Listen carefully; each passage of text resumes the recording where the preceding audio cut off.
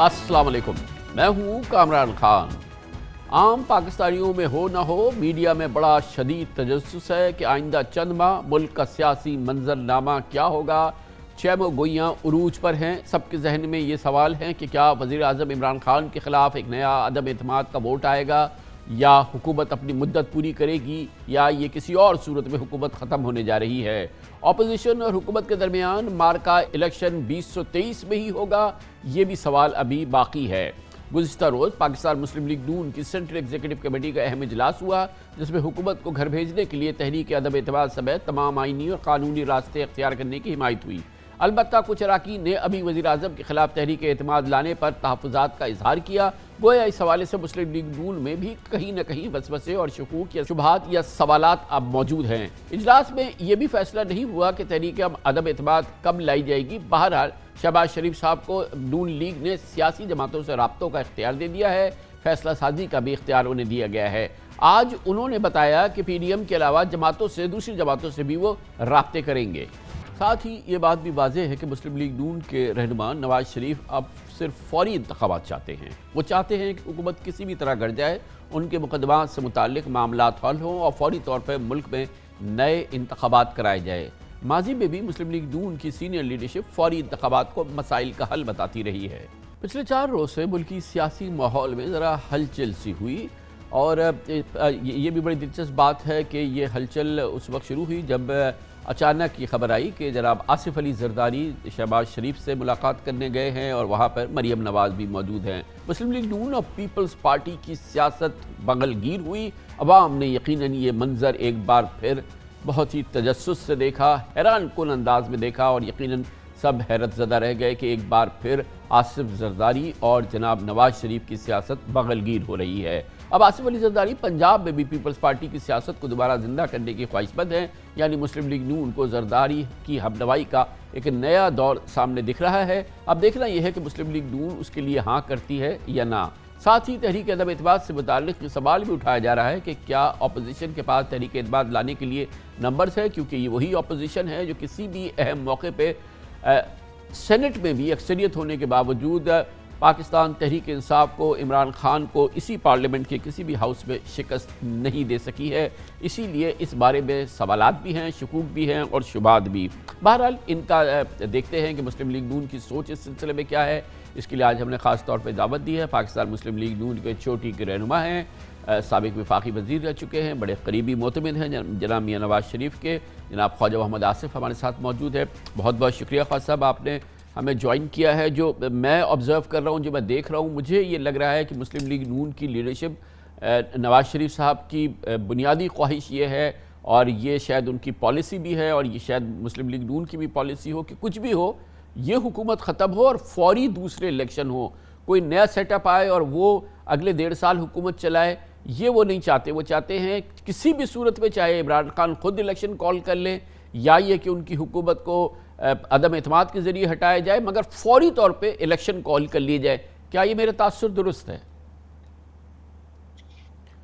खान साहब, ये तासुर जो है बड़ी हद तक दुरुस्त है, क्योंकि उसकी मेन वजह यह है कि 3.5 साल एक बड़ा अरसा होता है किसी भी हुकूमत के लिए अपनी वर्थ या अपना प्रोग्राम जो है उसको इम्प्लीमेंट करने पे, अपनी वर्थ साबित करने पे, और जो भी उनका प्रोग्राम होता है, जो मैनिफेस्टो होता है, उसको अमल दरामद करने पे ये बुरी तरह फेल हुए हैं। और बावजूद इस बात के कि पुष्पनाई इनकी थी, ये यकीनी बात है कि इस वक्त इमरान खान की हुकूमत गैर मकबूल है। अब जाहिर है कि बहुत सारे मसाइल हैं, सीरियस मसला है, लेकिन 2008 से जबकि आखिरी फौजी हुकूमत ख़त्म हुआ, हम देख रहे हैं कि जमहूरियत में एक तसलसल है। पाकिस्तान पीपल्स पार्टी की हुकूमत आई, भरपूर तहरीक चलाई, नून लीग ने उनके खिलाफ ज़बरदस्त करप्शन के इल्ज़ामात लगे, लेकिन उसने 5 साल पूरे किए। नून लीग की हुकूमत आई, उसने पूरे 5 साल मुकम्मल किए। इमरान खान की और PTI की हुकूमत 5 साल मुकम्मल नहीं करती है, 3 साढ़े 3 साल में उनको निकाल दिए जाते हैं। तो ये गैर मकबूलियत जो है वो बरकरार नहीं रहेगी, उसमें उनको वो एक बेहतर सिचुएशन में सियासी तौर पर नहीं आ जाएंगे, एक विक्टिम नहीं बन जाएंगे वो इस सिस्टम के। और क्या ये होना चाहिए कि अब पाकिस्तान में एक बार फिर वो ज़माना है कि कोई सियासी जमात जो है वो अपनी 5 साल की मुद्दत पूरी ना करे, जैसा कि हम 90 की दहाई में देखा करते थे? जो आपने 90 की दहाई की जो है आपने मिसाल दी है, میں اس کو جو ہے نا وہ آج کے حالات میں کوئی اتنی مماثلت نہیں دیکھتا. اب ہم جو ڈیمانڈ کر رہے ہیں وہ ہم ایک آئینی طریقے کے ساتھ جو ہے ہاؤس کے اندر جو ہے ووٹ آف نو کانفیڈنس کر کے اس حکومت کی ریموول جو ہے وہ مانگ رہے ہیں. اور کوئی آئین سے قطعی طور پہ کوئی انحراف کرنے کی خدا نخواستہ ہماری کوئی ڈیمانڈ نہیں ہے.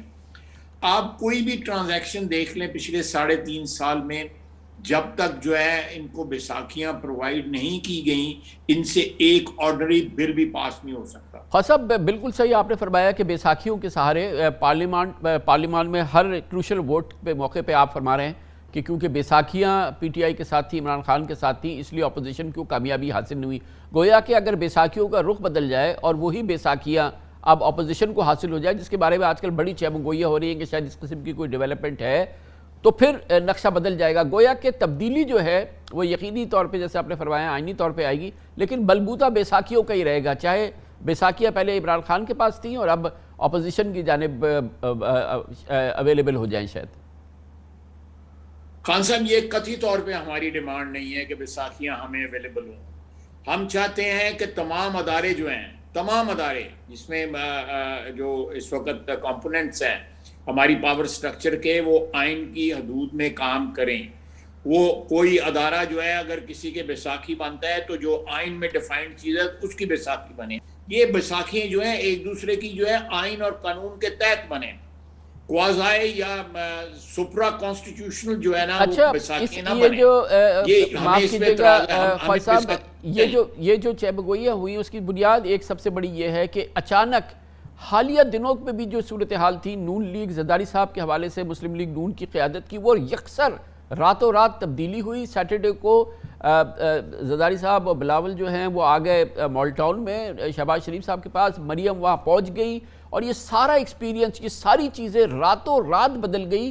وہ کہاں سے اعتماد آ گیا، وہ کہاں سے ساری باتیں جو ابھی پچھلے چند دنوں تک جاری تھی، آپ فیمسلی کہتے رہے ہیں کہ ان پہ کبھی ہم ڈیپینڈ نہیں کر سکتے، کبھی ان پہ ریلائی نہیں کر سکتے، کبھی ان پہ اعتماد نہیں کر سکتے، ٹرسٹ نہیں کر سکتے. تو یہ راتوں رات یہ تبدیلی جو آئی ہے، اس نے ان شکوک و شبہات کو جنم دیے کہ دراصل کچھ اور معاملہ ہے. نہیں خان صاحب، آپ کی بات جو ہے بالکل یہی اسپیکولیشن جو ہے ہو سکتی ہے، بالکل میں اس پہ مجھے کوئی اوبجیکشن نہیں ہے، لیکن میں آپ کو بتاؤں کہ ہماری ڈیمانڈ ہے، ساری اپوزیشن کی ڈیمانڈ ہے، خصوصاً پی ایم ایل این جو ہے بار بار اس پہ سٹریس کر رہی ہے کہ ہم جو ہے نہیں چاہتے کہ ہمیں کوئی انٹرفیرنس جو ہے میسر ہو، اور اس کے میسر ہونے پہ ہم جو ہے اس گورنمنٹ کی آؤسٹر جو ہے وہ پلان کریں یا اس گورنمنٹ کو جو ہے گھر بھیجیں. نہیں، بالکل قطعی طور پہ نہیں. ہم چاہتے ہیں کہ اسمبلی کے اندر اگر پی ٹی آئی کے ممبرز کی جو ہے ہمیں حمایت حاصل ہے، ہم ان کے ووٹ کے ذریعے ان کے خلاف ووٹ آف نو کانفیڈنس کریں، اور ہمیں حمایت حاصل ہے. اس وقت ہمیں 2 درجن جو ان کے ایم این ایز جو ہیں، منیمم 2 درجن. مگر خواجہ صاحب مجھے یہ سمجھائیے کہ اس سلسلے میں آصف زرداری صاحب کا کندھا کیوں، آصف زرداری صاحب کی سیاست سے بغل گیری کیوں، اور یہ تمام چیزیں آخر عوام بھی تو دیکھ رہی ہیں کہ کس قسم کے آپ کے ایکسپیرینس رہا ہے آل تھرو. اس کے باوجود یہ راتوں رات یہ ٹرسٹ کیسے بن رہا ہے؟ کیا یہ واقعی ایک ریلائبل چیز ہے؟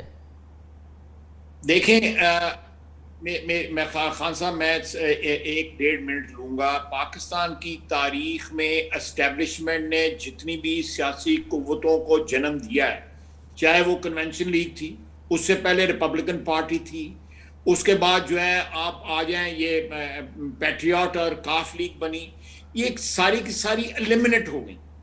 پیپلز پارٹی اور جو مسلم لیگ جو پی ایم ایل این جس کو آپ کہتے ہیں، جو پاکستان کی جو ہے خالق جماعت ہے، پیپلز پارٹی ایک سیاسی فورس ہے جس کو ذوالفقار علی بھٹو شہید نے جو ہے وہ جنم دیا 1967 میں ایک موومنٹ کے رزلٹ کے اندر. تو یہ آج تک سروائیو کر رہی ہیں. ہمیں کسی قسم کی سپورٹ ضرورت نہیں ہے.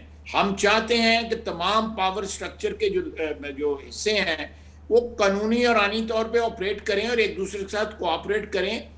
زرداری صاحب کے ساتھ جو ہمارے تعلقات جو ہیں یا ان میں اتار چڑھاؤ آتا رہا ہے، اس میں جو ہے وہ اچھے وقت بھی آئے ہیں، خراب وقت بھی آئے ہیں، گلے شکوے بھی ہوئے ہیں، اور بھی پارٹیوں کے اندر سیاسی پارٹیوں میں کیونکہ اقتدار کی جنگ ہوتی ہے، اقتدار کی جنگ کے لیے، عوام کی سپورٹ کی جنگ کے لیے جو ہے وہ اس قسم کی چیزیں جو ہے کلیشز آتے ہیں، لیکن یہ کبھی بھی ہمارے لیکن سیاستدانوں خواجہ نے صاحب یہ آپ ایک فیمس ہیں، سمجھ لیں آپ کہ کا بڑا وہ مشہور ہے یہ قول کہ جی کہ کچھ شرم بھی ہوتی ہے، کچھ حیا بھی ہوتی ہے، کچھ اصول بھی ہوتے ہیں، کچھ نظریات بھی ہوتے ہیں نا، خالی سیاسی جماعتیں اقتدار کے لیے ایک دوسرے سے لڑتی تو نہیں ہیں۔ نہیں، میں بالکل، آپ نے کوئی ریفرنس دیا، چلے میں ریفرنس آپ کا مان لیتا ہوں، لیکن اس کے اوپر اتنا فٹ نہیں ہوتا۔ سیاسی جماعتیں جو ہیں اگر اتحاد ان میں ہو جائے آئین کی بحالی کے اوپر یا آئین کی اس کے اوپر بالادستی کے اوپر، تو اس میں کیا مذائقہ ہے، باوجود اس بات کے کہ ہمارے آپس میں اختلافات ہیں، ہم ایک دوسرے کو جو ہے وہ جو کرٹیسائز کرتے ہیں، سر تو اختلاف اچھی نہیں، بات آپ ہے، نے کہا ملک کے کہ میں لیے اچھی ساری بات ہے، زندگی جمہوریت میں کے لیے کبھی اچھا۔ بھی آصف زرداری صاحب پہ ٹرسٹ نہیں کر سکتا، آپ نے فرمایا سر۔ جی، میں نے بالکل کہا، میں بالکل بیک آؤٹ نہیں کر رہا ہے اپنے اس ریمارک سے، لیکن وہ میں نے زرداری صاحب کے متعلق جو ریمارک جو دیا تھا، اگر اس سے کوئی بڑی چیز جو ہے، ایک بڑا پرپس جو ہے وہ سامنے آ جاتا ہے کہ آئین کی حکمرانی اس ملک میں جو ہے میسر ہو، آئین کی حکمرانی قائم ہو، اس کے میری ریزرویشن جو ہے وہ بیک گراؤنڈ میں چلی جاتی ہے، یا میری ریزرویشن جو ہے وہ میٹر نہیں کرتی، میری ریزرویشن ہے اس چیز کہ میں ریزرویشن سے بیک آؤٹ نہیں کر رہا، لیکن ریزرویشن جو ہے وہ آبسٹیکل نہیں بننا چاہیے ایک بگر پرپس کے لیے، ایک ایسے پرپس کے لیے جس میں پاکستان قوم کی نجات ہے۔ تھینک یو سو مچ، بہت بہت شکریہ جناب خواجہ محمد آصف ہمارے ساتھ موجود ہے۔ کمرشل بریک، اس کے بعد ہم اس پورے ماحول کا ایک انڈیپینڈنٹ تجزیہ بھی حاصل کریں گے۔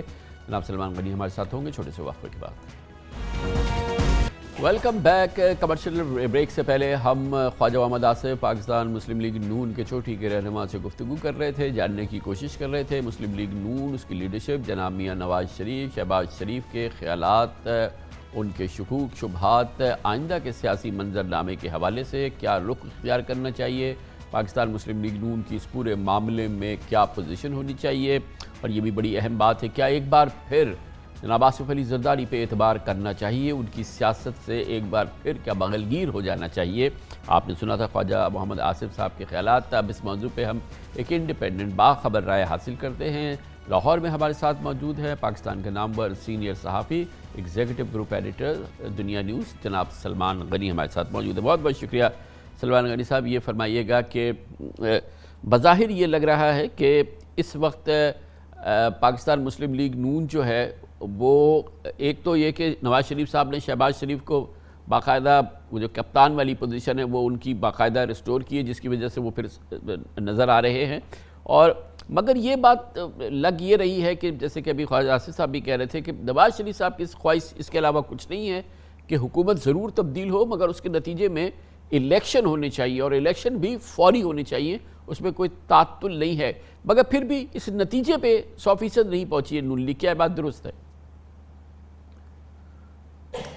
کامران صاحب، اس میں کوئی شک نہیں کہ پاکستان مسلم لیگ نون میں دو آراء تھی ان ہاؤس تبدیلی کے حوالے سے۔ اراکین اسمبلی کی اکثریت یہ چاہتی ہے کہ ان ہاؤس تبدیلی ہو اور ہمارے جو سیاسی معاملات درست ہوں، چونکہ ہم نے بلدیات اور عام انتخابات میں جانا ہے، جبکہ پارٹی کے سینئر لوگ یہ سمجھتے تھے، اور ان میں نواز شریف صاحب بھی شامل تھے، کہ وہ یہ سمجھتے تھے کہ اس حکومت کو چلتا کر کے اگر ہمارا پرائم منسٹر آئے گا تو وہ بھی ڈیلیور کرنے کی پوزیشن میں نہیں ہوگا۔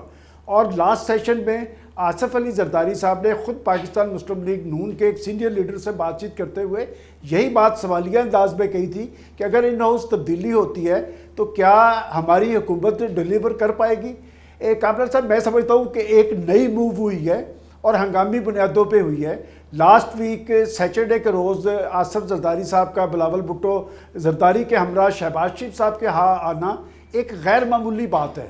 اس میں انہوں نے اپنے آپشنز کی بات کی ہے، پاکستان مسلم لیگ نون نے اپنا موقف ان کے سامنے رکھا ہے۔ یہ میں ضرور کہہ سکتا ہوں کہ وہاں پر کوئی ایک فارمولہ ضرور ڈسکس ہوا ہے، اور اس سے پہلے شہباز شریف صاحب یہ سمجھتے تھے کہ یہ آپشن ان ہاؤس تبدیلی کے آپشن کو بروئے کار لایا جا سکے گا، البتہ انہیں لندن سے سگنل نہیں تھا ملا۔ اب انہیں پوری طرح بااختیار کر دیا گیا ہے، اور انہیں یہ ٹاسک بھی سونپ دیا گیا ہے کہ وہ دیگر پولیٹیکل پارٹی سے رابطے کریں، اور اس کی ابتدا وہ کر رہے ہیں۔ اور اس صورتحال کے اندر اگر وہ اگلے ایک دو روز کے اندر چودھری شجاعت حسین کی رہائش گاہ پہ جاتے ہیں بظاہر تو چودھری شجاعت حسین کی مقصد خبر گیری ہے، لیکن دیکھنے میں یہ آ رہا ہے کہ چودھری شجاعت حسین کی خبر گیری بڑی خبروں کا باعث بن رہی ہے۔ نون لیگ میں 2 آراء ضرور تھی، اس وقت ایک اصولی فیصلہ ہوا ہے، یہ سارے لیکن کیا معاملات یعنی کہ اس میں تو کوئی شک نہیں ہے کہ چودھری برادران یا مسلم لیگ قاف اور اس کی سیاست اس میں ازلی مسائل ہے نون لیگ کے ساتھ، اور یہ کوئی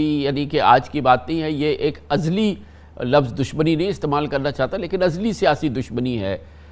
دوسری جانب آصف علی زرداری، پیپلز پارٹی، کیا نواز شریف صاحب اس سب پہ اعتماد کرنے کے لیے تیار ہیں، اور کیا کوئی ایسی ان کو اطلاع ہے کہ اس دفعہ ان کے ساتھ کوئی دھوکہ نہیں ہونے والا، یا کوئی یہ ساری چیزیں جو ہیں یہ ویسی ہی ہیں جیسے نظر آ رہی ہیں، اور وہ اس کو کوئی رسک نہیں سمجھتے سیاست کا؟ کیونکہ آخر عوام بھی دیکھ رہے ہیں نا، جب نواز شریف اور آصف زرداری سیاست ایک بار پھر باغلگیر ہوتی ہے تو اس سے کوئی نواز شریف کے صاحب کے اور ان کی مسلم لیگ نون کے کوئی نمبرز بلند نہیں ہوتے یا اس کے وقار میں اضافہ نہیں ہوتا، یہ آپ اچھی طرح جانتے ہیں۔ دیکھیں کامران صاحب، میں سمجھتا ہوں کہ ایک بڑا سیاسی کھیل شروع ہوا ہے، اور یہ سیاسی کھیل کس حد تک نتیجہ خیز ہوگا اس وقت یہ بات نہیں کہی جا سکتی۔ البتہ یہ بات ضرور ہے، جیسے آپ نے کہا کہ چودھری شجاعت حسین یا چودھری برادران کی ایک ریزرویشن تھی نون لیگ کے حوالے سے، اور خود آصف زرداری صاحب اور پیپلز پارٹی کے حوالے سے آپ پچھلے 6 ماہ دیکھیں کہ سینٹ میں چیئرمین کے انتخابات، اور ابھی گزشتہ 10 روز پہلے سینٹ کے اندر جو قانون سازی کے حوالے سے پیدا شدہ صورتحال تھی، ایک دوسرے پہ الزام تراشی کی روش جاری تھی۔ آخر کیا وجہ ہے کہ یکا یک یہ ساری موو شروع ہوئی ہے؟ میرا خیال اس کے پیچھے کچھ نہ کچھ ضرور ہے، اور کیا یہ بات کہ ان ہاؤس تبدیلی کے لیے پیش رفت ہو پائے گی، اس کا انحصار ہوگا حکومتی اتحادیوں پہ۔ اگر تو واقعتاً اپوزیشن کی پارٹیز اور خاص طور پہ شہباز شریف صاحب حکومتی اتحادی ایم کیو ایم، کاف لیگ اور جی ڈی ایس کو اپنے ساتھ ملانے میں، لیکن یہ بتائیے کہ جب حکومت کو لپیٹنے کی بات ہوگی، نئے الیکشن کی بات ہوگی، تو آپ کے خیال میں پیپلز پارٹی زرداری صاحب سندھ میں اپنی حکومت کو قربان کرنے کے لیے تیار ہیں؟ کہ میرا نہیں خیال کہ صوبائی حکومتوں کو کوئی خطرہ ہے، اور کامران صاحب اس معاملے میں یہ بھی دیکھیں کہ ہمیشہ اسلام آباد کا راستہ لاہور سے ہو کے جاتا ہے۔ اب یہ جو ان ہاؤس تبدیلی کی آپشن پہ بات ہو رہی ہے، یہ پنجاب کی سطح پہ نہیں ہو رہی سر، یہ وفاق کی سطح پہ ہو رہی ہے، اور میں معاف کیجیے گا، آپ ماشاءاللہ بہت ہی تجربہ کار اور بہت ہی باخبر صحافی ہیں، لیکن آخر عمران خان بھی کوئی موم کی گڑیا تو نہیں ہے نا کہ وہ سارا ہوتا رہے گا۔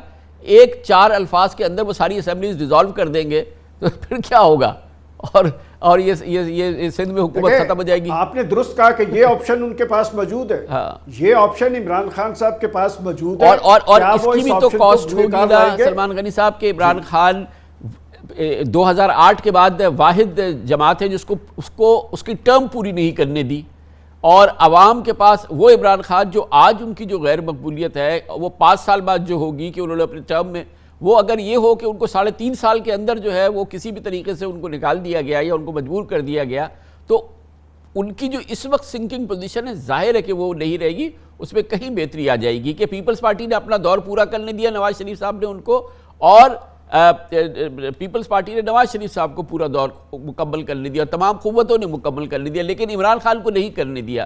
اس سے عمران خان کی پوزیشن تو بہتر ہو جائے گی سر۔ کامران صاحب، ہمیشہ حکومتیں اعتماد پہ چلتی ہیں، اور دنیا کے جمہوری معاشروں میں مڈ ٹرم الیکشن بھی ہوتے ہیں، اور بات یہ کہ جس صورتحال سے عمران خان صاحب کی حکومت چل رہی ہے ان کی کارکردگی کے حوالے سے بہت سارے سوالیہ نشانات ہیں، اور آج بھی میں آپ کو یہ نہیں کہہ رہا کہ وہ کب موو کریں گے، اس وقت کوئی ایسی ہنگامی طور پہ کوئی پیش رفت ضرور ہوئی ہے جس کے لیے آصف زرداری صاحب لاہور آئے، شہباز شریف صاحب اس کے لیے ایکٹیو ہوئے، لیکن عمران خان صاحب کے خلاف ان ہاؤس موشن تبھی پیش ہوگی جب حکومتی اتحادی ان کے ساتھ ہوں گے۔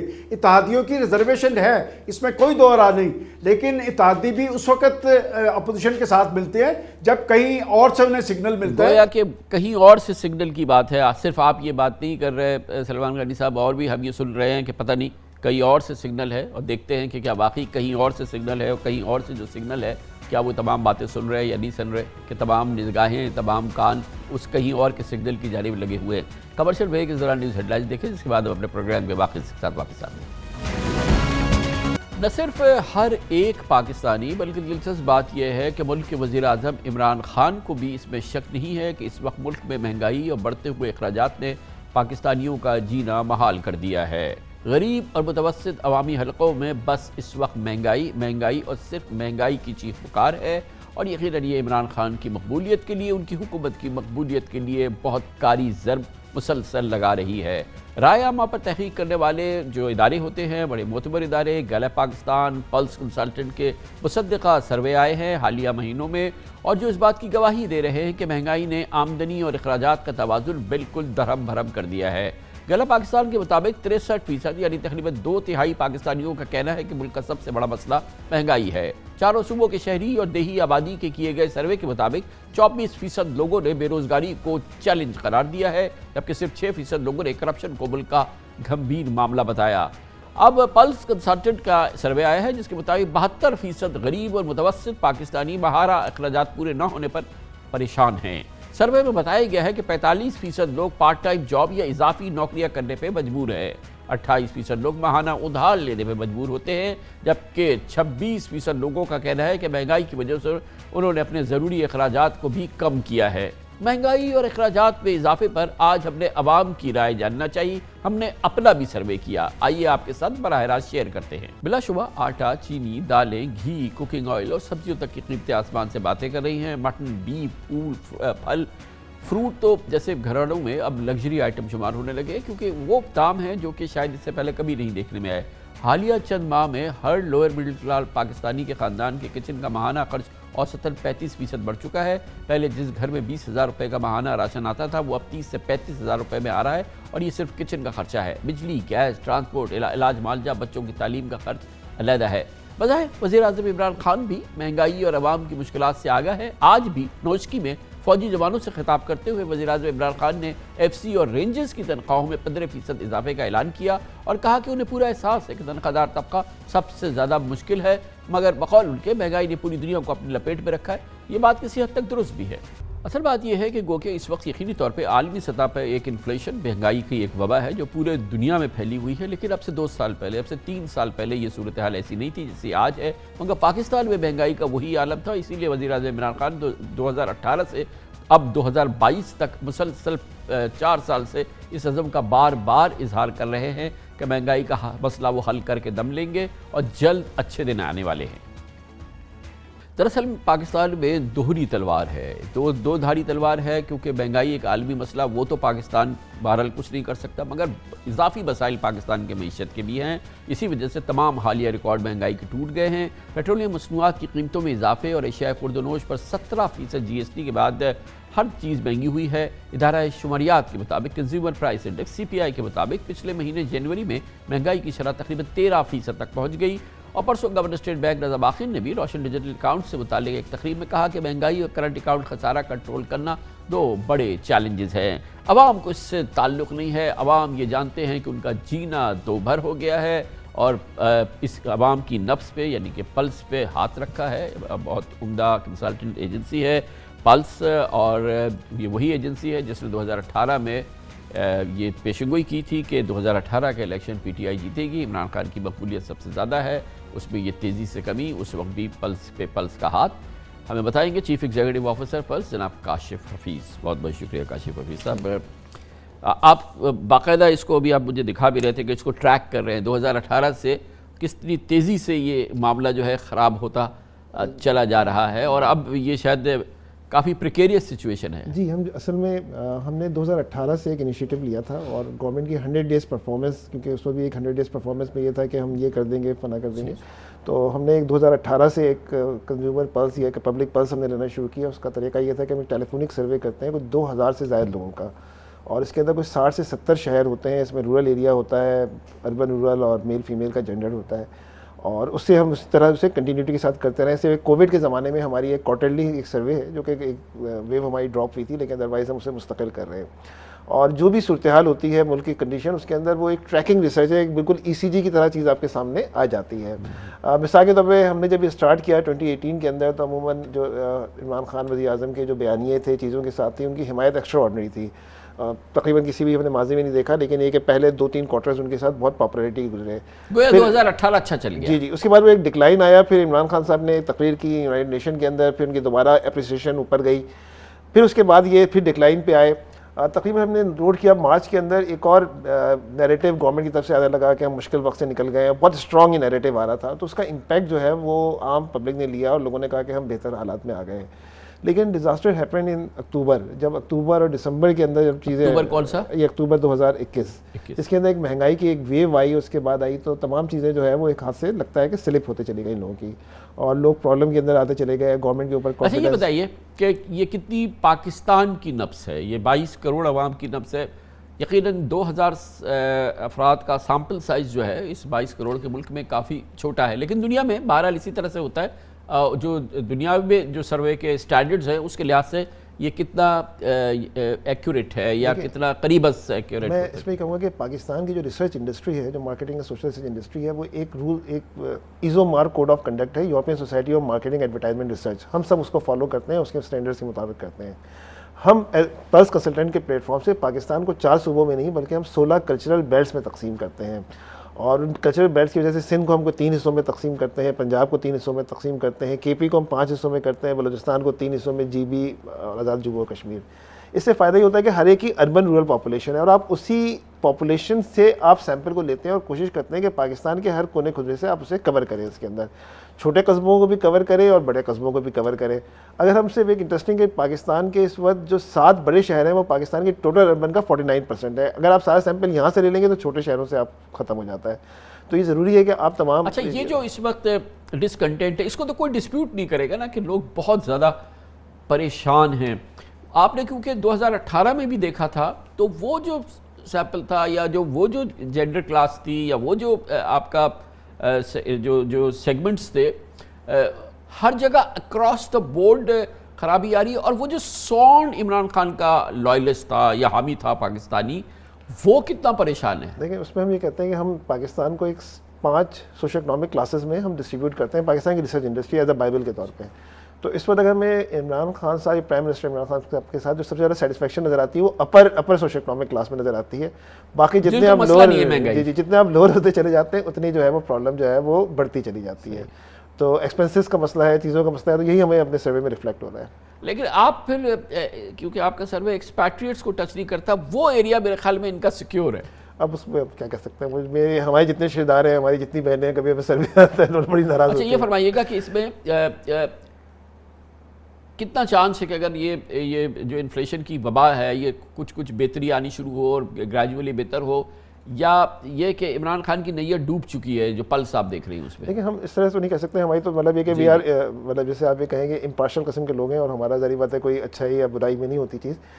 ہم یہ تو نہیں کہہ سکتے کہ گورنمنٹ کی کوئی نظر ڈوبی ہے، کوئی چیزیں ڈوبی ہیں. یہ they are in the hot water conditions, اور وہ اگر کوئی اپنے پالیسیز کو بہتر کریں گے، it's all depends on the policies, تو یہ اس سے نکل سکتے ہیں. لیکن right now they are in the hot water condition. تو ان کا جو پاپولسٹ بیس ہے وہ جو ایروڈ ہو رہا ہے وہ کہیں اور جا رہا ہے یا وہ بیچارہ؟ نہیں، ہمیں یہ فیل نہیں ہو رہا کہ وہ کہیں کسی دوسرے کے پاس شفٹ ہو رہا ہے، لیکن ہمیں یہ ضرور فیل ہو رہا ہے کہ وہ انڈیفرنٹ ہو رہا ہے. وہ نو رسپانس کے اندر جاتا ہے. وہ یہ کہتا ہے کہ ہم نے لاسٹ ٹائم اس کو ووٹ دیا تھا، اب ہم کسی اور پارٹی کو ووٹ نہیں دیں گے. لیکن وہ جو کہ جو ان کی اپوزیشن کی پارٹیز تھیں ان کا جو ہے وہ بڑھ رہا ہے. کے پی کے اندر البتہ ہمیں نظر یہ آ رہا ہے کہ اپوزیشن کی پارٹیز جو ہے دے آر گیننگ.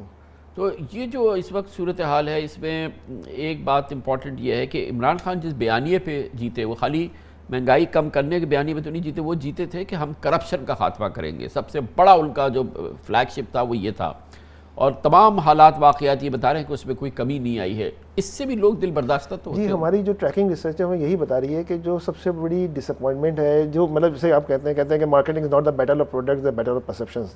تو اگر بیٹل آف پرسیپشنز کے اندر آئے تو کرپشن جو ہے جو ان کے ساتھ ڈس ایسوسیٹیڈ تھی اور ان کو دوسروں کے ساتھ کیا تھا، وہ اب ان کے ساتھ ایسوسیٹیڈ ہے ایز اے گورنمنٹ. ہو سکتا ہے ایز اے پرسنالٹی نہ ہو، لیکن ایز اے گورنمنٹ کے طور پہ جو ہے وہ کرپشن جو ہے وہ ہمیشہ اس کا گراف جو ہے وہ ہر دفعہ سے پہلے زیادہ بڑھ رہا ہے. تقریباً ہم نے جو لاسٹ سروے کیا تھا 72% لوگ کہتے ہیں کہ موجودہ گورنمنٹ میں کرپشن کی پرابلمس ہیں. تو گویا کہ عمران خان کی غیر مقبولیت کی ایک بڑی وجہ جو ہے وہ یہ ہے کہ لوگوں نے یہ ایکسپیکٹ کیا تھا کہ عمران خان کے آنے سے کرپشن میں بہت بڑا فرق پڑے گا. ہر پاکستانی اس کا گواہ ہے کہ اس میں یہ فرق نہیں پڑا. اور یہ لوگوں کی جو ایک طرح سے ان کی جو مایوسی ہے ان کے حوالے سے, ان کی حکومت کے حوالے سے یہ بہت بڑا کنٹریبیوٹر ہے اس میں. دیکھیے میں آپ کو صرف آپ کو 1 منٹ لیتا ہوں. دیکھیں ہمارا ایک سوال تھا جو ان کا ایک اسٹیٹمنٹ تھا کہ میں برانڈ ہوا, میں کرپٹ نہیں ہوں, تو اس کے ساتھ آپ کتنے % لوگ متفق ہیں؟ تقریباً 42% لوگ ان کے اس بیان سے متفق نہیں تھے کہ ایز اے کرپٹ. لیکن جب ایک سوال ہم یہ پوچھتے ہیں کہ حکومت کی کارکردگی کے حوالے سے آپ پوچھیں کہ کتنی مایوس کن ہے یا بہتر ہے, تو 70% لوگ کہتے ہیں کہ مایوس کن ہے. لیکن جب ہم عمران خان کی حکومت, عمران خان ایز اے وزیر اعظم کی پوچھتے ہیں تو وہ ابھی بھی بہت زیادہ ہے, لیکن وہ 71 سے گر کے 41 42 پہ چلی جاتی ہے, 45 پہ چلی جاتی ہے. اچھا یہ مطلب کہ ڈس سیٹسفیکشن بھی نیچے کی جانب گئی ہے کہ پہلے اگر 45 50 ہوتی تھی وہ گر کے 20 سے 18 ہو گئی. لیکن بہت انٹرسٹنگلی وہ جو تذبذب کی دنیا کے لوگ تھے ان بٹوین, وہ جو ہے وہ ہمیں گریجولی 30-35% کی جانب چلے جاتے ہوئے نظر آتے ہیں, جو کہ اوپر کہتے ہیں کہ انڈیفرنٹ, مطلب کہ گورنمنٹ خراب ہے, لیکن Imran Khan as a personality, as a prime minister کے بارے میں وہ کہتے ہیں کہ وہ انڈیفرنٹ کے فیز کے اندر جا رہے ہیں. یعنی کہ وہ لگاؤ جو ہے وہ اب لا تعلقی میں بدل رہا ہے. جی اس طرح کی نظر آ رہی ہے اس کے اندر. اور یہ مطلب ہے کہ نیا ووٹر, نیا پاکستان کے لحاظ سے بہت سارے لوگ آئے تھے, تو اگر فار ایگزامپل ہم اس پہ, ہمارا کام تو وہ جج کرنا نہیں ہے, تبصرہ کرنا نہیں ہے, لیکن یہ کہ ڈس اپوائنٹمنٹ ہو سکتی ہے کہ نئے ووٹرز اگر ڈس ایسوسیٹ ہوتے ہیں ووٹنگ پروسیس سے, جو کہ کانفیڈنس ہے. ایک اور ہمارا سوال یہ تھا کہ لوگ پارلیمنٹری نظام سے آتے ہیں, صدارتی لوگ پارلیمنٹری نظام پہ کانفیڈنس سے, تو وہ ان کی ڈس اپوائنٹمنٹ جو ہے وہ بڑی ڈس اپوائنٹمنٹ ہوگی ہم سب کے لیے. تھینک یو سو مچ, بہت بہت شکریہ جناب Kashif Hafeez, chief executive officer plus ہمارے ساتھ موجود تھے. امپورٹنٹ بات یہ ابھی آپ نے کاشف حفیظ صاحب سے سنا, پاکستانی اس بات پہ بھی بہت نالاں ہیں کہ کرپشن جو ختم ہونی تھی یا کم ہونی تھی یا واضح طور پہ اس میں فرق ہونا تھا وہ نہیں ہوئی ہے. اس کی ہم ثبوت دیں گے آپ کو چھوٹے سے کمرشل بریک کے بعد, جب ہم FBR کی کرپشن کی بات کریں گے جو سرتاج کرپشن ہے اس وقت پاکستان کی. اس کی بات کرتے ہیں چھوٹے سے وقت کے بعد. پاکستان تحریک انصاف حکومت, عمران خان حکومت کی ایک بڑی ناکامی یہ ہے کہ ملک میں کرپشن کے معاملات میں بہتری نہیں آئی.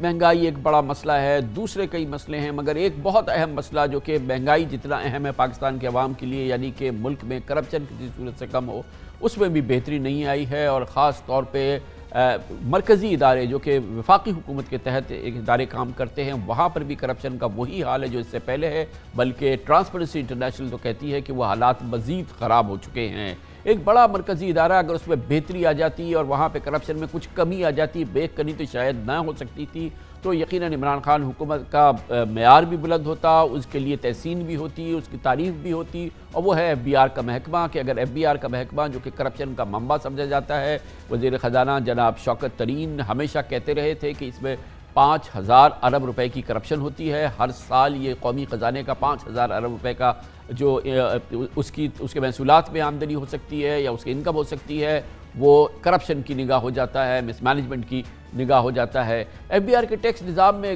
کھانچے, گھپلے, ملی بھگت اور کرپشن میں کوئی کمی نہیں آئی. آج ہر پاکستانی اس کا گواہ ہے, اور یہی بات ہم نے گواہی کے طور پہ مانگی. موجودہ وفاقی وزیر پلاننگ اینڈ ڈیولپمنٹ جناب عمران خان کے بہت قریبی ساتھی جناب اسد عمر کے سامنے میں نے یہ سوال رکھا. انہوں نے اس بات کی تصدیق کی کہ کوئی پاکستانی یہ نہیں کہتا کہ FBR کے محکمے میں کرپشن میں کمی آئی ہے. اسد عمر صاحب نے کہا تھا کہ ریفنڈز کے معاملات میں بہتری آئی ہے. ریفنڈ میں بھی ایک مخصوص رقم جو کہ کمیشن کے طور پہ دی جانا ہے, وہ عام معاملہ ہے ریفنڈز کے معاملے میں کہ وہ بھی دینی پڑتی ہے, وہ رشوت ستانی کے زمرے میں آتی ہے. اور اب اس سلسلے میں اسی ریفنڈز کے معاملے میں ایک بڑے اسکینڈل کا انکشاف ہوا ہے. اخبار ایکسپریس ٹریبیون میں خبر شائع ہوئی ہے کہ FBR میں 16 ارب روپے کے غیر قانونی ریفنڈز کا اسکینڈل ہوا ہے, جو اس حکومت میں شاید سب سے بڑا اسکینڈل ہے. خبریں ہیں کہ FBR نے 16 ارب روپے کا سیلز ٹیکس غیر قانونی طور پہ سینکڑوں بڑے ریٹیلرز کو ریفنڈ کیا. یہ ادائیگیاں پچھلے 5 ماہ یعنی کہ ستمبر سے جنوری کے دوران, یعنی کہ گزشتہ 5 مہینے کے دوران یہ ریفنڈ ہوا ہے, جو کہ غیر قانونی طور پہ کیا گیا ہے. وزیر خزانہ شوکت ترین کا بڑا یہ فلیگ شپ پروگرام تھا کہ سیلز ٹیکس روکنے کے لیے وہ لاکھوں پوائنٹ آف سیلز مشینیں لگائیں گے. فی الحال چند ہزار لگی ہیں, مگر دلچسپ بات یہ ہے کہ FBR نے 16 ارب روپے کا مبینہ غیر قانونی سیلز ٹیکس زیادہ تر ان ریٹیلرز کو ریفنڈ کیا جو پوائنٹ آف سیل سے منسلک ہی نہیں تھے, یعنی کہ جنہوں نے حکومت کے اس پروگرام سے منسلک ہونا ہی مناسب نہیں سمجھا, وہ اس کے ساتھ جڑے بھی نہیں, مگر ان کے ریفنڈز ان کو ملتے رہے. اور یقیناً اس کا جو دستاویزی ثبوت جو POS کے ذریعے ہوتا تھا وہ اس طرح کا ثبوت موجود نہیں ہے. اور یقیناً یہ ایک بہت بڑا اسکینڈل ہے, اور اس کے انداز سے بھی صاف طور پہ یہ لگتا ہے کہ جو FBR کے معاملات ہیں, جو انکم ٹیکس کے معاملات ہیں, جو سیلز ٹیکس کے معاملات ہیں, یقیناً وہ بری طرح سے آلودہ ہے۔ یہ ایک الگ بات ہے کہ اس محکمے میں اب تک 6 چیئرمین ایف بی آر تبدیل ہو چکے ہیں۔ ڈاکٹر اشفاق جو اس وقت ایف بی آر کے چیئرمین ہیں وہ اس وقت تک ایف بی آر کے 7ویں چیئرمین ہیں، جو اس بات کا اندازہ آپ لگا سکتے ہیں کہ یہ محکمہ کس تلاطم کا شکار رہا ہے۔ اس پورے معاملے پہ بات کرتے ہیں، اس کے لیے ہمیں جوائن کر رہے ہیں ممتاز سینئر باخبر صحافی جناب شہباز رانا ہمارے ساتھ موجود ہیں، جنہوں نے یہ خبر بھی بریک کی۔ بہت بہت شکریہ شہباز رانا صاحب۔ یہ فرمائیے گا کہ یہ تو اپنی نوعیت کا ایک بڑا اسکینڈل ہے، مگر یہ چیئرمین ایف بی آر کہتے ہیں کہ یہ شاید یہ جو نمبرز ہیں یہ بہت زیادہ ایگزیجریٹڈ ہیں، اور اس کے اسکینڈل کا جو شیپ ہے وہ بہت زیادہ ایگزیجریٹڈ ہے۔ یہ اتنا بڑا اسکینڈل نہیں ہے، اور کیونکہ ہم نے خود ڈیٹیکٹ کیا، اس کا مطلب یہ کہ ہمارے یہاں سسٹمز کام کر رہے ہیں۔ جی بہت شکریہ کامران خان صاحب۔ ایک بات تو یہ کہ ایف بی آر نے خود ڈیٹیکٹ کیا، یہ ان کا دعویٰ ہے، اور انہوں نے میرے سے بات کرتے ہوئے بھی یہ بات کہی تھی، تو وہ میں نے ان کو خبر میں کوٹ کر دیا۔ لیکن جو میری اطلاعات ہیں انہوں نے خود ڈیٹیکٹ نہیں کیا۔ جو ایک شوکت ترین صاحب نے کمیٹی بنائی ہے پرائیویٹ ممبرز کی ایف بی آر میں، اس کے جو 2 ممبران تھے انہوں نے سب سے پہلے اس چیز کو غالباً پوائنٹ آؤٹ کیا تھا۔ ان کے پاس کوئی انسائڈ انفارمیشن ہوگی، اور وہ شوکت ترین صاحب کے ان کے وہ نوٹس میں بھی لے کے آئے تھے۔ یہ تو ایک چیز ہوگی۔ اب دوسرا اس کی جو نوعیت ہے اسکینڈل کی، یہ بڑی اس میں منفرد نوعیت ہے اس کی۔ یہ ایک ایسی نوعیت ہے جس کے اوپر آپ کلیئرلی کہہ بھی نہیں سکتے کہ انہوں نے کرپشن کی ہے، اور آپ اس چیز کے اوپر کوئی پوزیشن لے نہیں سکتے۔ اب اس کا ایشو ایسے ہے، جیسے آپ نے خود فرمایا کہ پوائنٹ آف سیل کے ساتھ جو تاجر انٹیگریٹ نہیں ہوگا ایف بی آر کے سسٹم کے ساتھ، تو 2019 میں یہ قانون آیا تھا کہ وہ جتنا بھی ان پٹ ٹیکس کلیم کرے گا اس کا 15% اس کو نہیں ملے گا، 85% اس کو ایڈجسٹ ہو جائے گا۔ اب اس حکومت نے جب دیکھا کہ یہ 15% کی بھی جو پینلٹی ہے یہ بھی کام نہیں کر رہی، تو یہ جو جون 2021 کا بجٹ آیا اس میں اس پینلٹی کو بڑھا کر انہوں نے 15% سے 60% کر دیا، کہ وہ تاجر جو ایف بی آر کے سسٹم کے ساتھ انٹیگریٹ نہیں ہوگا، جو وہ ریفنڈ کلیم کرے گا، اپنا ان پٹ ایڈجسٹمنٹ کلیم کرے گا، اس کو 60% نہیں ملے گا۔ اچھا، اس میں آپ تھوڑا سا اگر چیزوں کو ہم سیکوینس دیکھتے ہیں، یہ قانون پارلیمنٹ نے پاس کر دیا جون میں۔ اس کا جو پہلا سیلز ٹیکس جنرل آرڈر جس کے تحت اس کو امپلیمنٹ ہونا تھا، وہ 3 اگست 2021 کو ایشو ہوتا ہے، اور پہلی لسٹ جو پرال کو دی جاتی ہے، پاکستان ریونیو آٹومیشن لمیٹڈ، جو کہ ایف بی آر کی ہی سبسڈری ہے اور آئی ٹی سائٹ پہ اس کو ڈیٹا کو دیکھتی ہے، وہ لسٹ دی جاتی ہے 25 اگست 2021 کو۔ اور اس سے پہلے جو جولائی کے ان پٹ ٹیکس ایڈجسٹمنٹس کے کلیم تاجروں نے فائل کیے تھے، وہ 18 اگست کے آس پاس وہ کلیم کر چکے تھے، تو پہلے یہیں سے سٹارٹ ہو جاتا ہے۔ دوسرا اس کے اوپر جو پوائنٹ بڑا امپورٹنٹ آتا ہے کہ جو ایف بی آر کی پالیسی ونگ ہے، اس کی طرف سے جو ریکویسٹ فارم گیا پرال کو، جو مجھے میرے ذرائع نے بتایا، ڈیٹا اپنے سسٹم کو اس لحاظ سے اپ گریڈ کرنے کا تاکہ یہ 60% کی پینلٹی انفورس کی جا سکے، اس کے اوپر ان پٹ ٹیکس ایڈجسٹمنٹ کی بجائے آؤٹ پٹ ٹیکس کا ورڈ استعمال ہوا۔ اب یہ ڈیلیبریٹ ہے، یہ کسی کی کوتاہی ہے، یہ ہمیں نہیں پتہ۔ ایک گریڈ 20 کے آفیسر کو انکوائری مارک کی ہوئی ہے، جو کہ خود ایک ایسے ونگ سے تعلق رکھتے ہیں جو اس میں ڈائریکٹ پارٹی ہے، جن کے اوپر رسپانسبلٹی آنی چاہیے، انہیں کو انکوائری انہوں نے دی ہوئی ہے۔ اور اسی طریقے سے یہ سلسلہ چلتا رہتا ہے۔ نومبر میں پھر جب اس چیز کو پوائنٹ آؤٹ کیا جاتا ہے، تو پھر ڈیٹا کے یہ کہا جاتا ہے کہ ہمارے پاس لسٹیں نہیں آئی، ہم اس کو دیکھ رہے ہیں، کر رہے ہیں، اور ایونچولی یہ جو ایک فل بلون اسکینڈل کے طور پر جب میں نے اس کو رپورٹ کیا، تو اس کے اوپر پھر ایف بی آر کی ایک بہت بری طرح اس کو ریٹیلیٹ کرتا ہے اور اس کے اوپر ایک ریئیکشن دیتا ہے۔ لیکن اس کی جو باٹم لائن ہے کامران خان صاحب، اگر آپ ایف بی آر کی پریس ریلیز بھی دیکھیں جو انہوں نے میری سٹوری کے اوپر کلیریفیکیشن دی تھی، وہ تمام پوائنٹس جس کو وہ میں نے سٹوری میں ہائی لائٹ کیا، جو اسینشیل ایلیمنٹس تھے، وہ انہوں نے اپنی پریس ریلیز میں مانے۔ انہوں نے یہاں تک مانا کہ یہ ایف بی آر کی ہم انکوائری کا انتظار کر لیتے ہیں، مگر جو بنیادی معاملہ ہے کہ کیا اس محکمے میں کرپشن کم ہوئی، کیا کوئی پاکستانی تاجر جو کہ یا کوئی پاکستانی ایسا آدمی جو کہ صاحب ثروت جو ایف بی آر سے ڈیل کرتا ہے، کیا وہ اٹھ کے کہے گا کہ نہیں یہ اب بہت بہتر ہو گیا ہے، پہلے یہاں پہ کرپشن ہوتی تھی؟ اصل معاملہ تو یہ ہے جو کہ بنیادی میکرو ایشو ہے، جو سب سے بڑا ایشو ہے، اور وہ آپ نے پرال کا ذکر کیا۔ پرال کا تو خود اسکینڈل آیا پچھلے سال، جس میں کہ ان گنت جعلی این ٹی این جاری کر دی۔ وہ محکمہ جس کا کام ہی سب سے بڑا اس سلسلے میں، وہ خود جعلی این ٹی این جاری کرتا رہا ہے۔ آپ اسلام آباد میں ہوتے ہیں یا کراچی میں پورا بزنس ہے، اکنامک ہب ہے، یہاں پہ ہم روزانہ کی بنیاد پہ سنتے ہیں کہ کس طریقے سے نوٹسز جنریٹ ہوتے ہیں، کس طریقے سے وہ سیٹل ہوتے ہیں، کس طریقے سے آڈٹ جنریٹ ہوتا ہے، کس طرح سے آڈٹ سیٹل ہوتا ہے، کس طریقے سے ریفنڈ جنریٹ ہوتے ہیں، کس طرح سے ریفنڈ سیٹل ہوتے ہیں۔ بخدا ایک بھی مثال ایسی نہیں ملتی جس میں کوئی آدمی آ کے کہے کہ اس میں کچھ بہتری آ گئی ہے۔ تو اس کا احساس نہ ہونا. اور اب یہ کہا جاتا ہے کہ دیکھیں نا FBR نے تو ریونیو جنریشن جو ہے وہ کتنی بہتر کر دی ہے, تو اگر یہ ایسی کرپشن ایسی ہو رہی تو یہ ریونیو جنریشن کیسے بہتر ہو گئی؟ اس کا جواب آپ مجھے دیں. کامران خان صاحب میں آپ کو 2 حصوں میں جواب دوں گا. پہلی بات آپ نے جو فرمائی جو ریفنڈ کا سسٹم اور اس کے اندر جو کرپشن ہے, بہت ہی افسوسناک بات ہے کہ اب جب ہم بات کرتے ہیں کہ جی FBR جو ریفنڈ دیتا ہے اس میں کٹ لیتا ہے, تو یہ بات اب ایک نارم بن چکی ہے, اور اس کو آگے سے سن کر اس کو FBR کے جو حکام ہیں, ایون کہ وزیر خزانہ صاحب جب کمیٹی کی کسی میٹنگ میں بیٹھے ہوں, وہ ریئیکٹ نہیں کرتے, وہ اس کو ایکسیپٹ کر گئے کہ دس از اے نارم. اور مجھے اس وقت بڑا افسوس ہوا جب منی بجٹ کی ڈیبیٹ ہو رہی تھی Senate standing committee on finance میں, اور وہاں پہ ایک معزز ممبر کمیٹی کی طرف سے یہ بات کہی گئی کہ جی 7% سے لے کے 25% ریٹ ہے ریفنڈ لینے کا, تو آگے سے ڈینائل نہیں آیا, مسکرایا گیا جو دوسری سائڈ پہ FBR کے حکام بیٹھے ہوئے تھے. ایک چیز.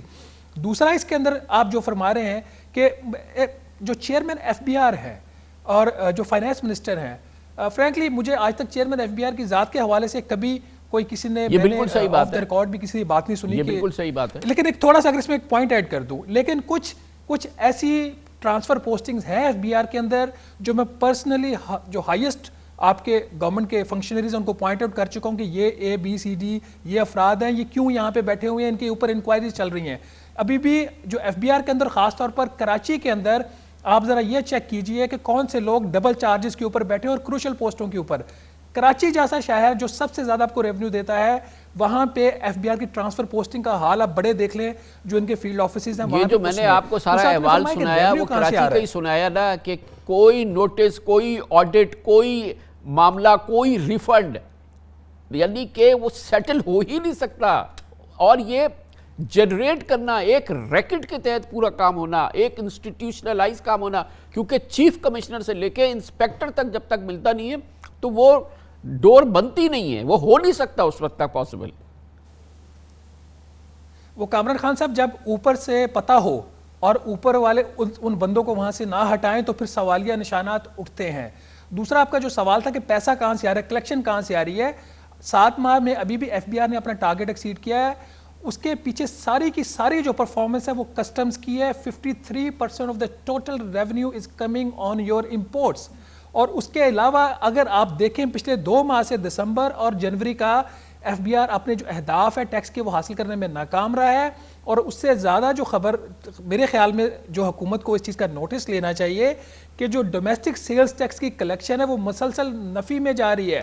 جس ملک کے اندر انفلیشن کا ریٹ 13% ہو, nominal GDP economic growth rate ہم کہہ رہے ہیں 5% کے آس پاس, 13 اور 5 18%, اس ملک کے اندر ڈومیسٹک سیلز ٹیکس -10% ہے جنوری کے اندر. تو کیا یہ کرپشن ہو رہی ہے, کیا یہ نااہلی ہے, نالائکی ہے, یا پھر سسٹم کے اندر اتنی لیکیجز ہوگی جس کی طرف آپ بھی اشارہ کر رہے ہیں کہ سارا پیسہ تو امپورٹ سے آ رہا ہے, وہ اس کو کور اپ دے دیتا ہے اور نیچے سے جو ڈومیسٹک سیلز ٹیکس کے اوپر کوئی فوکس نہیں ہے. اور ڈیپریسیشن کا بھی رول ہے نا سر. ڈیپریسیشن کا بہت زیادہ رول ہے, 2 چیزوں کا رول ہے. ایک تو 45% ڈیپریسیشن ہوگی رفلی آپ کی, اس سے آپ 45% روپی میں آپ کا انکریز ہو گیا. اور دوسرا آپ کے جو کموڈیٹی پرائسز میں انٹرنیشنل انکریز ہے اس کا فائدہ بھی ہوا. پھر پاکستان کے اندر ٹیکسیشن ڈبل ٹیکسیشن ہے. جو سیلز ٹیکس امپورٹس کے اوپر لیا جاتا ہے اس کے اوپر اس سے پہلے کسٹم ڈیوٹیز اور اگر کوئی ریگولیٹری ڈیوٹیز یا کوئی فیڈرل ایکسائز ڈیوٹی ہے اس کے اوور اینڈ ابو 17% جو بھی سیلز ٹیکس کا ریٹ ہے وہ کاؤنٹ ہوتا ہے. تو یقین مانیے مجھے کل آپ ہی کے پروگرام میں شوکت ترین صاحب جب کہہ رہے تھے کہ 20 لاکھ افراد ٹیکس دیتے ہیں, مجھے اچھا نہیں لگا سن کر. کیونکہ اس لیے مجھے اچھا نہیں لگا کہ اس ملک کے اندر کامران خان صاحب کم از کم 11 سے 12 کروڑ لوگ ٹیکس دے رہے ہیں. ود ہولڈنگ ٹیکس کا ریٹ ٹیلی فون کالز کے اوپر 15% ہے. یہ ابھی 10% سے بڑھا کر اس بجٹ میں انہوں نے 15% کیا ہے. تو ہمیں یہ مت بتائیں کہ اس ملک میں لوگ ٹیکس نہیں دیتے. ہاں, اس ملک میں لوگ گوشوارے نہیں جمع کرواتے. اگر ایک بندے کی ٹرانزیکشنز ہو رہی ہیں تو وہ گوشوارہ کیوں جمع نہیں کروا رہا, کس کی ذمہ داری ہے وہ؟ کیا وہ میری اور آپ کی ذمہ داری ہے؟ بہت بہت شکریہ, بہت شکریہ. شہباز رانا ہمارے ساتھ موجود تھے. خبر سے بریک, اس کے بعد ذکر کریں گے نوشکی میں بدترین دہشت گردی کا واقعہ ہوا ہے. فوج پاکستان پہ حملہ کیا دہشت گردوں نے. آج وزیر اعظم اور army chief general Qamar Javed Bajwa Noshki پہنچے ہیں. نہ صرف یہ کہ ہمارے بہادر سپاہیوں کے ساتھ کھڑے ہوئے ہیں شانہ بشانہ, وہاں کے ایلڈرز نے جو رہنما ہیں, جو کہ لیڈرشپ ہے وہاں کی قبائلی لیڈرشپ ہے, انہوں نے پاکستان کے ساتھ اپنے لگن کا, اپنی محبت کا, اپنی یکجہتی کا بھرپور اظہار کیا ہے. بہت اچھا منظر تھا, بہت اچھی باتیں ہوئی ہیں. اس پر بات کرتے ہیں چھوٹے سے وقفے کے بعد. وزیر اعظم عمران خان نے آج اپنی تمام شیڈیولڈ سرکاری مصروفیات جس میں وفاقی کابینہ کا اجلاس بھی شامل تھا اسے منسوخ کیا۔ خود army chief general Qamar Javed Bajwa نے بھی آج سارا وقت گزارنے کا فیصلہ کیا نوشکی اور پنجگور میں، جہاں پر آج وزیر اعظم اور آرمی چیف علیحدہ علیحدہ پہنچے تھے اور پھر اکٹھے انہوں نے مل کے ان شہداء کو خراج عقیدت پیش کیا جنہوں نے بلوچستان کے حالیہ دہشت گردی کے واقعات میں جوامردی سے دہشت گردوں کا مقابلہ کیا تھا اور پھر جام شہادت نوش کیا تھا۔ سیاسی اور عسکری لیڈرشپ نے ملک کے سرحدی علاقوں میں دہشت گردوں کے سامنے بہادری کا مظاہرہ کرنے والے مسلح افواج کے جوانوں کی حوصلہ افزائی کی اور شہداء کو خراج تحسین پیش کیا۔ شرکاء سے خطاب میں وزیر اعظم عمران خان نے کہا کہ پوری قوم پاک فوج کے جوانوں کے ساتھ کھڑی ہے، بہت جلد دہشت گردوں کو فیصلہ کن شکست ہوگی۔ آج بلوچستان میں قیام کے دوران وزیر اعظم عمران خان اور chief of army staff general Qamar Javed Bajwa نے مقامی قبائلی عمائدین سے اور لیڈرشپ سے بھی بات کی اور عوام سے بھی، عوامی جو لیڈرشپ ہے جو ریپریزنٹیٹیو ہیں ان سے بھی ملاقات کی اور ان سے ان کے ساتھ نہ صرف یکجہتی کا اظہار کیا بلکہ ان کی ہمت افزائی بھی کی ان تمام معاملات میں دہشت گردوں کا مقابلہ کرنے کی جو مقامی طور پہ جو سپورٹ ہوتی ہے فوج کو اور سیکیورٹی ایجنسیز کو۔ ایک بہت اچھا ماحول تھا، لیکن بہرحال یہ بات طے ہے کہ اس وقت پاکستان بدترین دہشت گردی کی وبا سے گزر رہا ہے، ایک فضا کا مقابلہ کر رہا ہے۔ خاص طور پہ جو حالیہ سالوں میں ہم نے دیکھا اس وقت کہیں بہتری آئی تھی، اس پہ یہ ڈرامائی تبدیلی ہم نے دیکھی ہے اور جس میں پچھلے چند ماہ بہت اہم ہے اور پچھلے گزشتہ چند روز چند ہفتے اس سلسلے میں بہت خطرناک رہے ہیں۔ پوری صورتحال پہ ایک بار پھر ہم بات کرتے ہیں اور اس کے لیے آج ہمیں جوائن کر رہے ہیں جناب Imtiaz Gul, director centre for research and security studies, security affairs کے ایکسپرٹ ہیں۔ امتیاز گل صاحب، یہ فرمائیے گا کہ عمران خان دور حکومت میں بلکہ پچھلے 4-5 سال کے دوران ہم دیکھ رہے تھے کہ کافی حالات میں جو ہے بہتری آئی ہے، لیکن یہ آل آف اے سڈن تقریباً پچھلے 2-4 ہفتوں کے دوران، پچھلے 2-4 مہینوں کے دوران ہم نے دیکھا کہ اس میں وہ سرچ دیکھنے میں آئی ہے اور تمام ایسے ایلیمنٹس جو کہ پاکستان میں دہشت گردی کرتے ہیں، نہ صرف یہ کہ وہ انرجائز ہوئے ہیں، ان کی ریسورسز بہتر ہوئی ہیں، ان کی آرگنائزیشن بہتر ہوئی ہے، وہ اکٹھے بھی ہوئے ہیں۔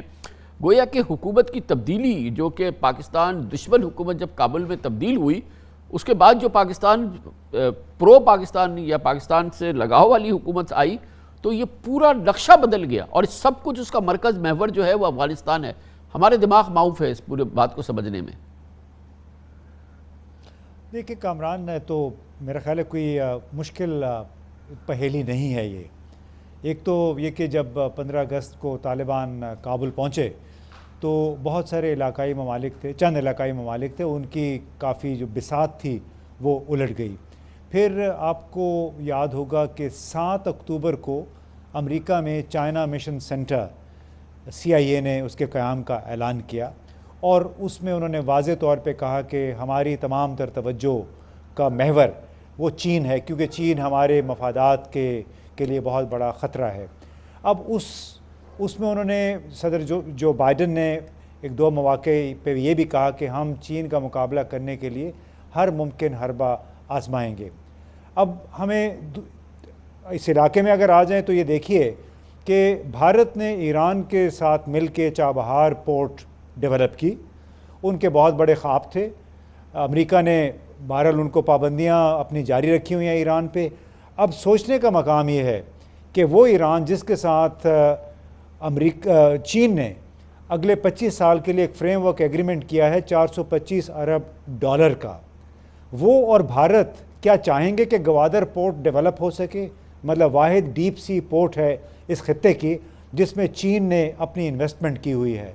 تو میں اس کا لب لباب پوری گفتگو کا یہ ہے کہ جو پراکسی ٹیررزم جس کا پاکستان کو سامنا رہا ہے گزشتہ 10-12 برسوں سے خاص طور پہ، اس نے اب دوبارہ سر اٹھایا ہے۔ آپ نے دیکھا ہوگا کہ جو بلوچ نیشنلسٹ آرمی ایک بنی ہے، وہ BRA کے 2 دھڑے تھے، وہ اب انہوں نے مل کے BRA کے 2 دھڑے اور یونائٹڈ بلوچ جو ایک آرمی ہے، انہوں نے مل کے یہ بلوچ نیشنل آرمی بنا لی۔ اور دیکھیں حملہ انہوں نے کہاں جا کے کیا؟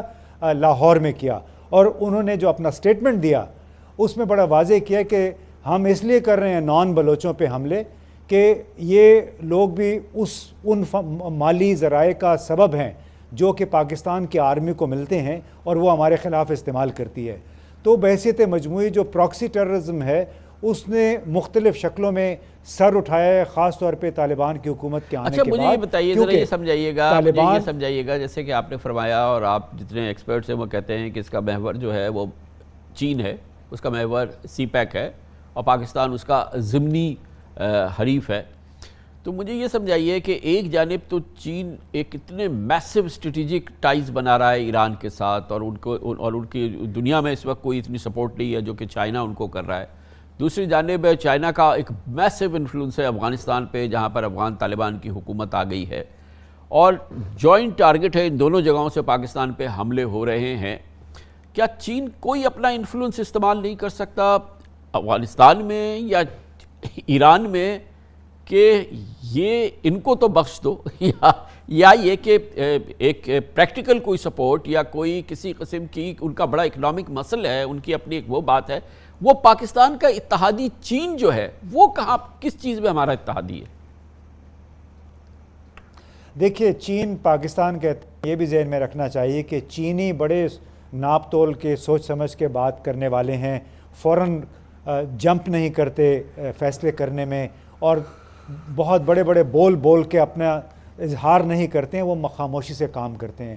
ابھی گزشتہ چند مہینوں سے وہ دیکھ رہے ہیں کہ ایران میں پناہ لیے ہوئے بلوچ علیحدگی پسند گروہ کیا کر رہے ہیں، تو میرا اپنا یہ خیال ہے کہ جو انہوں نے ان کے ساتھ تعاون کا اسٹریٹجک فریم ورک بنایا ہے وہ اس پہ ابھی شاید وہ نظر ثانی کریں گے۔ انہوں نے اس امید پہ بنایا تھا کہ ایک طرف ایران ہوگا، دوسری طرف پاکستان ہوگا، یہ دونوں مل کے چین کے لیے کندھے کا کام دیں گے، لیکن اب وہ یہ دیکھ رہے ہیں کہ بھارت کو چونکہ یہاں پہ ایک پولیس مین کے طور پہ استعمال کیا جا رہا ہے چین کے خلاف، اور وہی بھارت چابہار میں ایران کے ساتھ ہے، لہٰذا ایک ایسی صورتحال پیدا ہوگی کہ خود چین بھی میرا خیال ہے یہ سوچنے پہ مجبور ہے کہ آیا ہم ایران کے ساتھ اپنا اسٹریٹجک فریم ورک جو تعاون ترقی اور تعاون کا ہے وہ آگے بڑھا سکیں گے کہ نہیں۔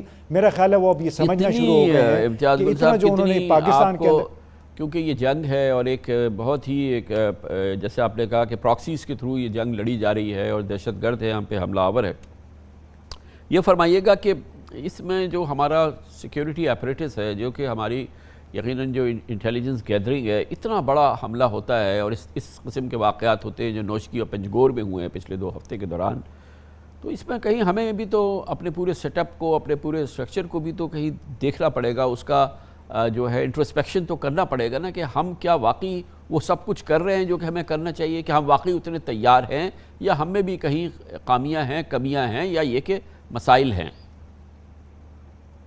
جی بہت اچھا سوال ہے کامران صاحب، اور میرا خیال ہے ان خطوط پہ بہت سارے پاکستانی سوچ رہے ہیں۔ اچھا آپ نے یہ سوال اٹھایا، بالکل بلا شبہ ضرورت ہے ہمیں اندرونی طور پہ دیکھنے کی کہ جہاں پہ ایک ایسے علاقے میں جہاں پہ آپ کو کلومیٹر تک انسان نظر نہیں آتا، وہاں پہ آپ 15 20 25 لوگوں کی ایک یونٹ کو وہاں پہ چھوڑ دیتے ہیں، اور وہ بالکل عملاً اس علاقے کے جو سخت موسم ہے، سخت علاقہ ہے، اور جو انسرجنس ہیں ان کے رحم و کرم پہ چھوڑ دیتے ہیں، تو آپ کیسے توقع کر سکتے ہیں کہ ان کو کوئی ایمبوش نہیں کرے گا؟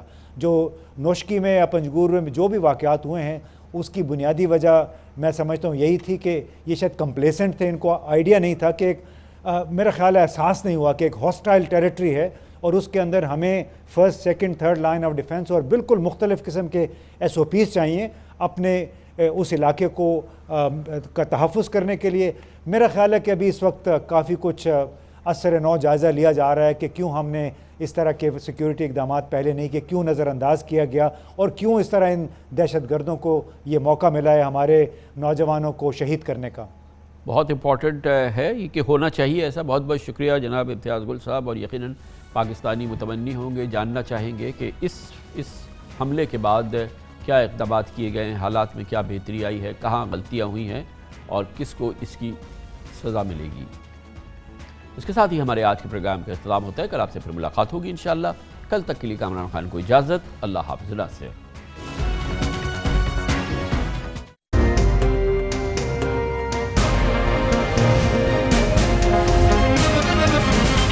دنیا خبر کی دنیا